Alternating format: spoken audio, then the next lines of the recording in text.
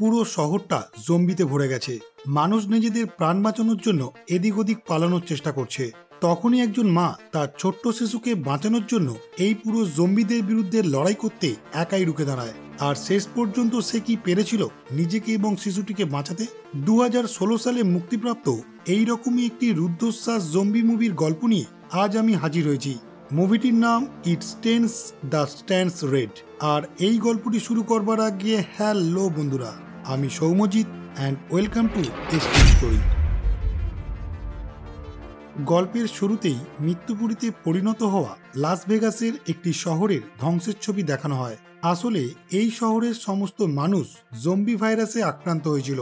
দৃশ্য পরিবর্তন হলে আমরা নিক ও মলি নামের এক দম্পতিকে দেখতে পাই, যারা একটি গাড়ি করে মরুভূমির মাঝের রাস্তা দিয়ে দ্রুতগতিতে এয়ারপোর্টে যাচ্ছে।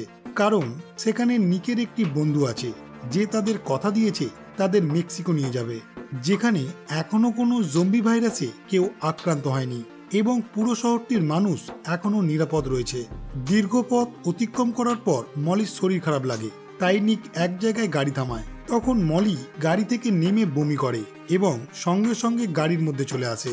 সেই সময় নিক লক্ষ্য করে গাড়ির চাকা বালিতে ঢুকে যাওয়ার কারণে গাড়িটি আর চালানো যাচ্ছে না। অনেক চেষ্টা করার পরেও সে যখন ব্যর্থ হয়, তখন সে গাড়ি থেকে নেমে তার বন্ধুকে ফোন করার চেষ্টা করে, কিন্তু সিগন্যাল চলে যাওয়ায় সে আর ফোন করতে পারে না। তখনই মলি লক্ষ্য করে দূর থেকে একটি লোক তাদের দিকে হেঁটে আসছে। এই দেখে তারা দুজন একটু স্বস্তি পায় আর ভাবতে থাকে হয়তো তার কাছ থেকে সাহায্য নিয়ে গাড়িটি বালি থেকে তুলতে পারবে আর এখান থেকে খুব তাড়াতাড়ি এয়ারপোর্টে যেতে পারবে। মানুষটি কিছুটা সামনে আসতেই তার অদ্ভুত হাঁটা দেখে তারা বুঝে যায় সে জম্বি ভাইরাসে আক্রান্ত হওয়া একজন ব্যক্তি, যে তাদের মারার জন্য তাদের দিকে এগিয়ে আসছে। এটা বোঝা মাত্রই নিক গাড়ি থেকে তার পিস্তল এনে তার উপর অনেকগুলি গুলি চালায় আর জম্বিটি মাটিতে পড়ে যায়। এই দেখে তারা দুজন বেশ খুশি হয়।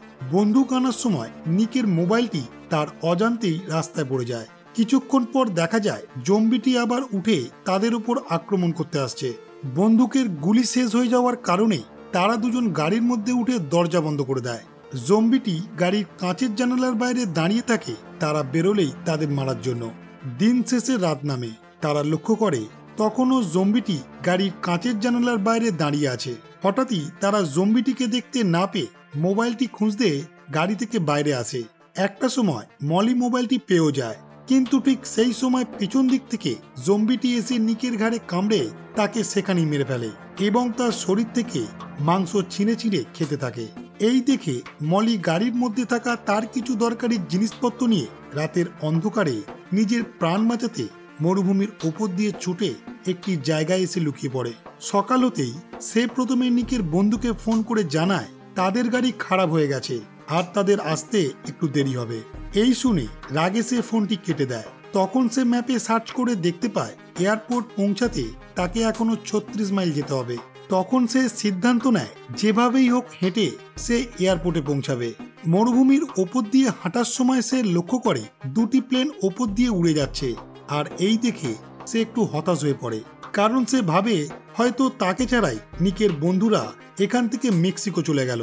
রাতের বেলায় সে একটি জায়গায় আগুন জ্বেলে বসে বিশ্রাম নিচ্ছিল আর মনে মনে তার ছোট্ট ছেলে চেজের কথা ভাবছিল। শরীর ক্লান্ত থাকায় একটা সময় তার ঘুম চলে আসে। তখন সেই জম্বিটি এসে মলির ওপর আক্রমণ করে। মলি কোনোভাবে তার হাত থেকে নিজেকে বাঁচিয়ে একটি উঁচু পাথরের ওপর উঠে পড়ে।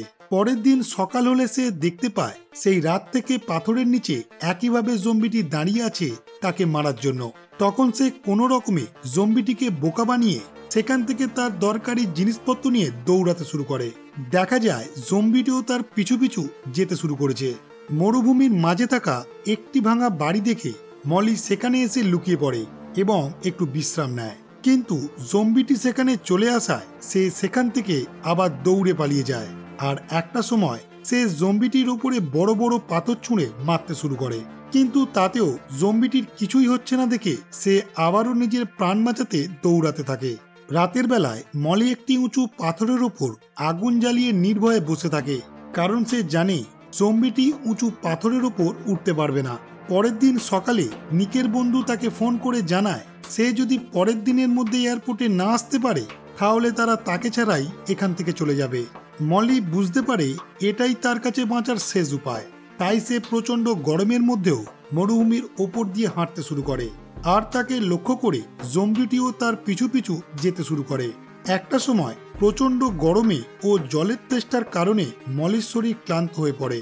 তখনই সেখানে একটি বিশাল বালির ঝড় ওঠে, আর সেই ঝড়ে সে এবং জম্বিটি দুজনেই বালির মধ্যে চাপা পড়ে যায় ও অজ্ঞান হয়ে যায়। মলির যখন জ্ঞান ফেরে সে লক্ষ্য করে তার সামনে দিয়ে একটি গাড়ি যাচ্ছে। তখনই সে চিৎকার করে গাড়িটিকে থামায়। গাড়ির মধ্যে থেকে ট্রেট এবং জেন্স নামে দুটি ছেলে নেমে আসে। দুটি ছেলে প্রথমেই তাকে একটু জল খেতে দেয়। তখন মলি তাদের কাছে অনুরোধ করে তাকে যেভাবেই হোক এয়ারপোর্টে পৌঁছে দেওয়ার জন্য। তারা মলিকে গাড়ির মধ্যে নিয়ে আসে। তখন মলি লক্ষ্য করে তার ব্যাগটি তার কাছে নেই। সেই জন্য দুটি ছেলে মলি যেখানে অজ্ঞান হয়ে গিয়েছিল সেখানে যখন ব্যাগটি খুঁজতে যায়, তখন মলি সেই গাড়ির মধ্যে একটি লোক ও তার ছেলের ছবি দেখতে পায়, আর তার সাথে পিছনের সিটে একটি রক্তমাখা কাপড় দেখতে পায়। এই দেখে মলি বুঝে যায় এই দুটি লোক আসলে তাদের হত্যাকারী। মলি পালানোর কথা যখন ভাবছিল তখনই দুজন গাড়ির মধ্যে চলে আসে, আর তার কাছ থেকে এয়ারপোর্ট যাবার রাস্তা জোর করে জানতে চায়। নিরুপায় হয়ে মলি তাদের এয়ারপোর্টের রাস্তা বলে দেয়।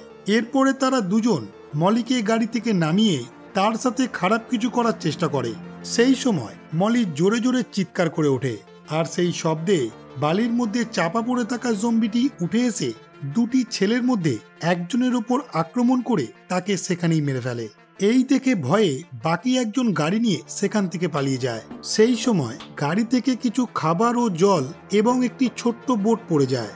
মলি সেই জিনিসগুলি নিজের কাছে নিয়ে নেয় এবং ভাবতে থাকে আজ এই জম্বিটি তার প্রাণ বাঁচিয়েছে, তাহলে তাকে কি বিশ্বাস করা উচিত কি উচিত না। এই সব ভাবতে ভাবতে তার মনে জম্বিটির জন্য মায়া জন্মায়। এরপর মলি সেই ছোট্ট বোটে করে সব জিনিসপত্রগুলিকে নিয়ে টানতে টানতে মরুভূমির ওপর দিয়ে যেতে শুরু করে। কিন্তু একটা সময় সে যখন ক্লান্ত হয়ে পড়ে তখন সেখানেই থাকা একটি টায়ারের দড়ি বেঁধে জম্বিটির গলায় ঢুকিয়ে দেয়, আর দেখা যায় জম্বিটি সেইগুলি টানতে টানতে তার সাথে যেতে থাকে। হাঁটতে হাঁটতে মনের দুঃখে মলি আপন মনে জম্বিটিকে বলে সে একসময় নৃত্যশিল্পী ছিল, আর তার একটি ছোট্ট ছেলেও আছে। সে একটা সময় তার ছেলেকে লক্ষ্য করতে পারত না বলে তার বোনের কাছে রেখেছিল, আর তার বোনই তার ছেলেকে এখন বড় করছে। এরপর তারা দুজন মেন রোডে চলে আসে এবং গাড়ির জন্য অপেক্ষা করতে থাকে। সেই সময় মলি সেখানে অনেক সেনাবাহিনীর গাড়ি আসতে দেখে জম্বিটিকে পাথরের কোলে লুকিয়ে রাখে, কারণ সে জানতো আর্মিরা জম্বিটিকে দেখা মাত্রই তাকে গুলি করে মেরে ফেলবে। মলি নিজেই আর্মিদের কাছে যায় সাহায্য চাইতে।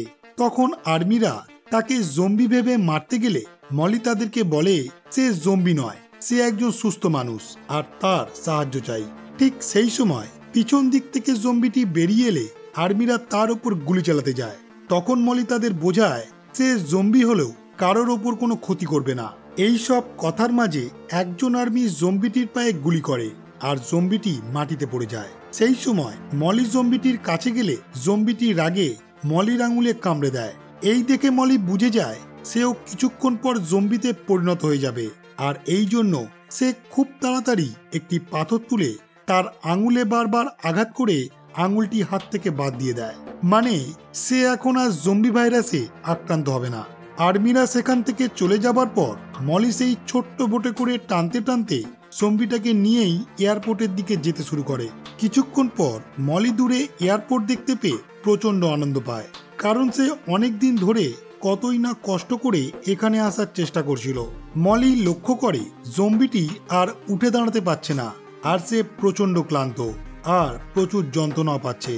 এই দেখে সে কোনো উপায় না পেয়ে জম্বিটিকে এই যন্ত্রণার হাত থেকে মুক্তি দেওয়ার জন্য একটি পাথর তুলে জম্বিটির উপর আঘাত করে তাকে সেখানেই মেরে ফেলে। শেষ পর্যন্ত মলি সেই এয়ারপোর্টে নিকের দুই বন্ধুর কাছে পৌঁছে যায়, যারা তাকে মেক্সিকো নিয়ে যাবে। এয়ারপোর্টে থাকা ফোন থেকে সে তার বোনকে ফোন করে তার ছোট্ট ছেলের খবর নেওয়ার জন্য, কিন্তু ফোনটি তার ছেলে ধরে এবং খুব ভীত গলায় তাকে জানায় সে একটি ঘরের মধ্যে লুকিয়ে আছে, আর সেই ঘরের ভেতর প্রচুর জম্বি ঢোকার চেষ্টা করছে তাকে মারার জন্য। এই শুনে মলি সিদ্ধান্ত নেয় সে এখন মেক্সিকো না গিয়ে তার ছেলেকে বাঁচাতে যাবে।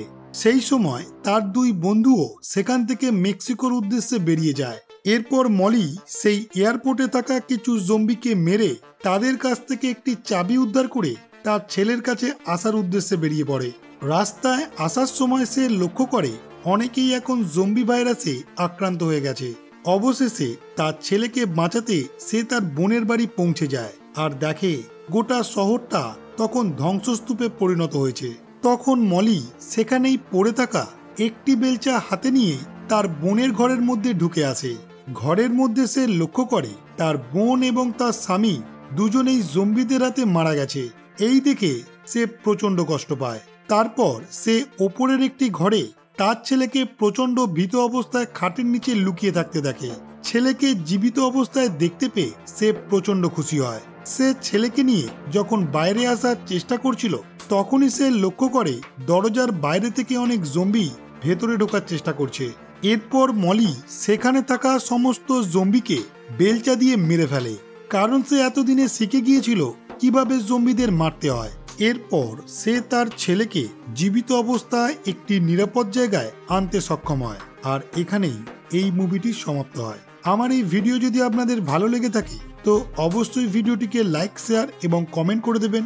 আর আমার চ্যানেলে যদি নতুন হয়ে থাকেন তো অবশ্যই চ্যানেলটিকে সাবস্ক্রাইব করে বেল আইকনটি প্রেস করে দেবেন, যাতে সবার প্রথম এই রকম সুন্দর সুন্দর ভিডিও পৌঁছে যায় আপনার কাছে।